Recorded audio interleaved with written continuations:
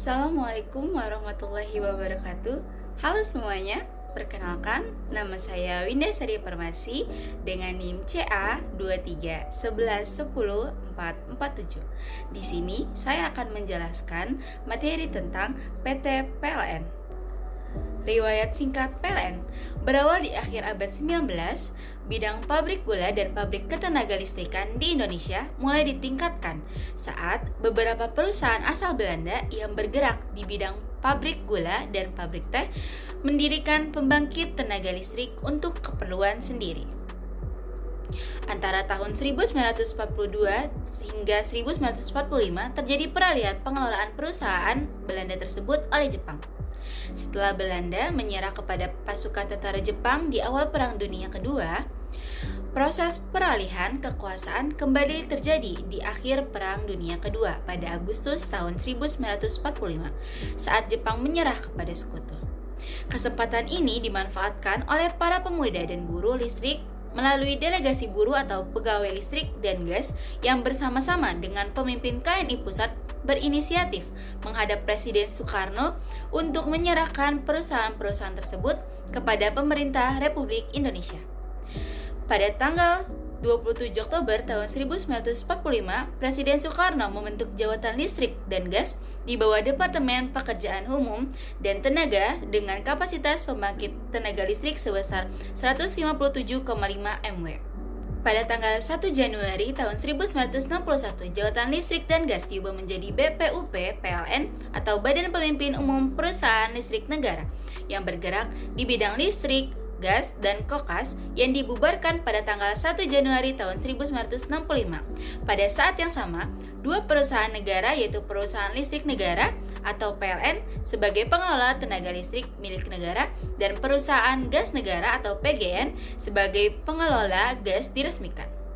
Sesuai dengan Peraturan Pemerintah Nomor 18, status Perusahaan Listrik Negara atau PLN ditetapkan sebagai Perusahaan Umum Listrik Negara dan sebagai pemegang kuasa usaha ketenaga listrikan atau PKUK dengan tugas menyediakan tenaga listrik bagi kepentingan umum.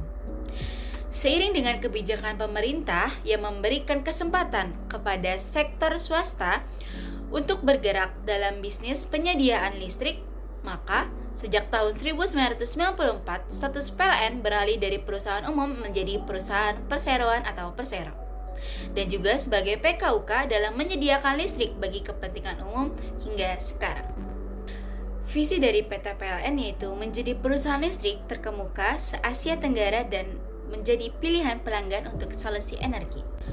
Kemudian, misinya yaitu menjalankan bisnis kelistrikan dan bidang lain yang terkait, berorientasi pada kepuasan pelanggan, anggota perusahaan, dan pemegang saham. Menjadikan tenaga listrik sebagai media untuk meningkatkan kualitas kehidupan masyarakat, mengupayakan agar tenaga listrik menjadi pendorong kegiatan ekonomi, menjalankan kegiatan usaha yang berwawasan lingkungan, dengan moto listrik untuk kehidupan yang lebih baik. Struktur organisasi PT PLN. Ini adalah struktur organisasi dari PT PLN. Analisis SWOT. Yang pertama ada strength atau kekuatan. PLN ini mendapatkan kontrol penuh dari pemerintah terhadap pemberdayaan listrik. Kemudian, PLN juga secara langsung bersungguh-sungguh telah melakukan lompatan yang besar untuk menghindari praktek KKN dalam tubuhnya. Secara langsung, hal ini juga akan mendidik pekerja atau karyawan pada level bawah, manajemen, hingga jabatan yang rendah untuk berperilaku jujur dalam menjalankan sistem dengan sebaik-baiknya.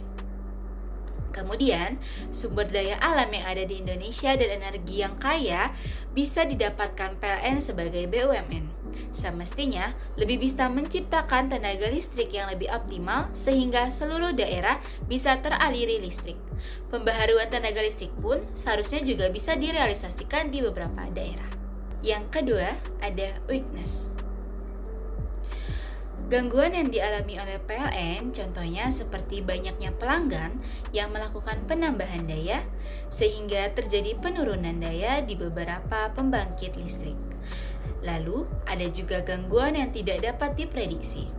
Misalnya, akibat musim atau cuaca atau permainan layang-layang yang menyangkut di kabel listrik sehingga bisa mengakibatkan listrik padam di beberapa tempat. Dan kemudian juga ada gangguan lainnya seperti pencurian listrik yang dilakukan oleh oknum yang tidak bertanggung jawab. Beberapa gangguan tersebut bisa jadi melemahkan PLN. Dalam kata lain, PLN bisa mengalami kerugian dari sana. Baik dari kerugian yang disebabkan oleh citra buruk pada PLN dan kerugian material. Kemudian, PLN memang telah berkomitmen untuk sekecil mungkin lepas dari praktek KKN. Namun, ada kalanya oknum pekerja PLN yang khilaf dalam melakukan praktek KKN bisa jadi akan membuat citra buruk bagi PLN. Sampai saat ini saja, masih ada cukup banyak orang atau pelanggan yang beropini dan mengeluhkan adanya uang tambahan ketika dimintai uang tambahan apabila mengalami gangguan listrik. Dan pelayanan pelanggan lainnya yang bisa jadi sumber KKN itu terjadi. Ketiga, ada opportunity. Seperti halnya yang sudah dijelaskan dari strength di atas, sumber daya alam Indonesia dan energi yang kaya bisa didapatkan PLN sebagai BUMN. Semestinya lebih bisa menciptakan tenaga listrik yang lebih optimal hingga seluruh daerah bisa teraliri listrik. Dengan hal ini bisa membuat bendera PLN berkibar dan para pelanggan akan mengenal PLN sebagai BUMN yang baik dan juga sehat. Bukan opini negatif tentang PLN.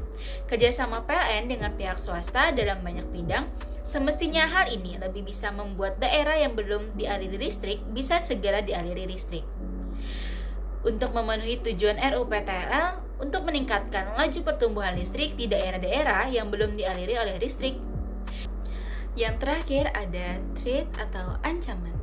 Merujuk pada kategori weakness, oknum pekerja PLN yang khilaf dan melakukan praktek KKN yang akan membuat citra buruk bagi PLN akan menjadi ancaman internal di tubuh PLN. Selebihnya, ancaman yang datang dari pihak eksternal tidak ada. Hal ini dikarenakan PLN sebagai BUMN tidak mempunyai kompetitor, karena bukan seperti halnya perusahaan swasta yang mempunyai cukup banyak kompetitor. Energi terbarukan yang sedang dikembangkan oleh PLN akan bisa membuat PLN memenuhi tujuan RUU PTL untuk meningkatkan laju pertumbuhan listrik di daerah-daerah yang belum dialiri oleh listrik. Sebut saja energi baru terbarukan yang akan dikembangkan adalah pembangkit listrik tenaga mikrohidro atau PLTMH, pembangkit listrik tenaga surya atau PLTS, pembangkit listrik tenaga bayu PLTB, biofuel, dan pembangkit listrik tenaga PLT biomas. Saya memilih PT PLN ini untuk dijadikan materi pada bahan presentasi adalah karena ingin mengetahui sejarah, visi misi, moto, serta analisis SWOT yang ada pada PT PLN. Karena PLN menjadi salah satu hal penting dalam kehidupan kita. Jika tidak ada PLN, maka tidak ada listrik yang teraliri. Sekian dari saya, kurang lebihnya mohon maaf. Terima kasih. Wassalamualaikum warahmatullahi wabarakatuh.